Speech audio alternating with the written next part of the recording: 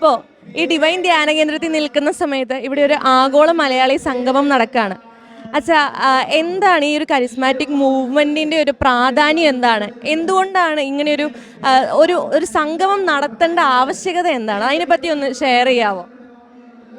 നവീകരണം കേരള സഭയിൽ ആരംഭിച്ചിട്ട് 50 വർഷം തികയാണ്.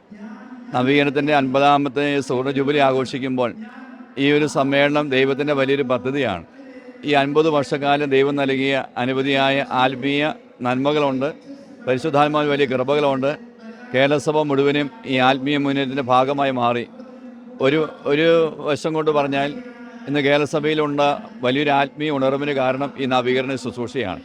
അപ്പോൾ ദൈവാത്മാവ് നൽകി 50 വർഷം നൽകിയ എല്ലാ നന്മകൾക്കും നന്ദി പറയാൻ വേണ്ടിയാണ് ആയിരങ്ങൾ ഇന്നിവിടെ ഒരുമിച്ച് കൂടിയിരിക്കുക. ഇതിനുവേണ്ടി എല്ലാവിധ പ്രാർത്ഥനകളും ആശംസകളും നേരുകയാണ്. കരിസ്മാറ്റിക് മൂവ്മെൻറ്റിൻ്റെ ഒരു പ്രാധാന്യം എന്താണ് വെച്ചാൽ ഈ ഒരു സമൂഹത്തിൽ? അതായത് വചനത്തിൽ ആഴപ്പെടാനും പരിശുദ്ധാത്മാവെന്നറിയാനും വലിയൊരു കൂട്ടായ്മയും ജീവിക്കുവാനും നവീകരണ ശുശ്രൂഷ വൈദികരെയും സമർപ്പിതരെയും ആത്മാരെയും എല്ലാം പ്രേരിപ്പിക്കുന്നുണ്ട്. ഇന്ന് അനേകം വൈദിക സമർപ്പിത വിളികളുണ്ടായത് ഈ നവീകരണ മുന്നേറ്റത്തിലൂടെയാണ്. ഞാൻ പോലും എൻ്റെ വൈദിക വിളി കണ്ടെത്തിയത് ഏഴുമുട്ട ദാവ ധ്യാന കേന്ദ്രത്തിൽ ശനിയാഴ്ച തോറുമുള്ള ഏകദിന കൺവെൻഷൻ വന്നു കൂടി അതിൽ നിന്ന് കിട്ടിയൊരു ആത്മീയ അഭിഷേകമാണ് വൈദിക ജീവിതത്തിലേക്ക് എന്നെ തിരഞ്ഞെടുക്കാൻ പ്രേരിപ്പിച്ചത്. ഇതുപോലെ ആയിരക്കണക്കിന് വൈദിക സമർപ്പിത വ്യക്തികൾ, അനേകായിരം ആത്മായ ശുശ്രൂഷകർ ഈ നവീകരണത്തിലൂടെ സഭയുടെ വലിയൊരു ഭാഗഭാഗ്യത്വമായിട്ടുണ്ട്. അവിടെ നവീകരണ സഭയ്ക്ക് ആവശ്യമാണ്, ഇനിയും തുടരണം, പരിശുദ്ധാത്മാവെന്നറിയണം എല്ലാ വ്യക്തികളിലും.